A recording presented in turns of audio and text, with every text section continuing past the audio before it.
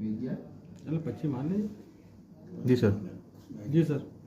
સુરત શહેર એ ટેક્સટાઇલના વ્યાપાર માટે સમગ્ર ભારતમાં ખૂબ જ પ્રખ્યાત છે અને સમગ્ર ભારતમાં અને અમુક દેશોમાં પણ સુરતમાં બનાવેલી પ્રોડક્ટો એક્સપોર્ટ પણ થતી હોય છે અને આવા જ કારણોસર ઘણી વખત વેપારીઓ સાથે ખોટી ઓળખાણ આપી અને લલચામણી ઓફરો આપી અને છેતરપિંડી અને વિશ્વાસઘાતના ગુના પણ બનતા હોય છે. એવા જ એક કિસ્સામાં હાલના ફરિયાદીશ્રી સાથે આરોપી રોહિત તેલપુરિયાએ કુલ 4.53 કરોડની વિશ્વાસઘાત આપી અને ટેક્સટાઇલનો માલ લઈ અને છેતરપિંડી કરેલ. જે અનુસંધાને ગુનો દાખલ થયા બાદ તપાસ દરમિયાન આરોપી મળી આવતા તેની ધરપકડ કરવામાં આવી છે. આરોપી હાલ રિમાન્ડ ઉપર છે અને આરોપી સાથેના અન્ય આરોપીઓની પણ હાલ તપાસ તજવીજ ચાલુ છે.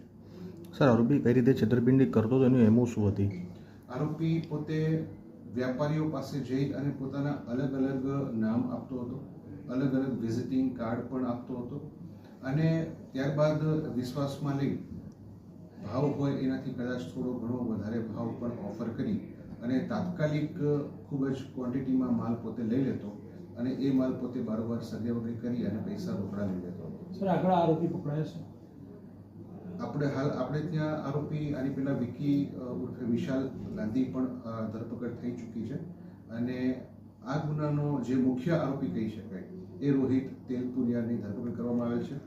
હાલના આરોપી વિરુદ્ધ આના સિવાય કુલ 9 ગુના દાખલ થયેલા છે અને એ 9 ગુનાઓ અમદાવાદ, મહેસાણા અને સુરત આ 3 જગ્યાએ દાખલ થયેલા છે અને સુરતના મેક્સિમમ, અમદાવાદના, મહેસાણાના બધા જ ગુનાઓ આ જ મોડસ ઓપરેન્ડીથી ચીટિંગ કરવાના ગુનાઓ નોંધાયેલા છે.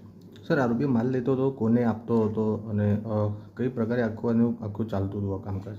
આરોપી પોતે માલ અલગ ઓળખાણ આપી ખોટું નામ ધારણ કરી અને અન્ય વ્યક્તિના નામે જીએસટી રજિસ્ટ્રેશન જે ફોર્મ હોય એ ફોર્મ ઉપર પોતે માલ મેળવી લેતો હતો અને ત્યારબાદ રજિસ્ટ્રેશનમાં જે એડ્રેસ બતાવ્યું હોય એ સિવાયના અન્ય એડ્રેસ ઉપર પોતે માલ મંગાવી અને ત્યાંથી પોતે બારોબાર માલ મેળવી લેતો હતો. સર, સુરતમાં કેટલા વેપારીઓ સાથે ઠગાઈ કરી છે આને? હાલ જે અમારી પાસે જે ફરિયાદ છે એ ફરિયાદ મુજબ કુલ ફરિયાદી તથા અન્ય 3 સાહેબો સાથે એને છેતરપિંડી, વિશ્વાસઘાત કરેલો છે.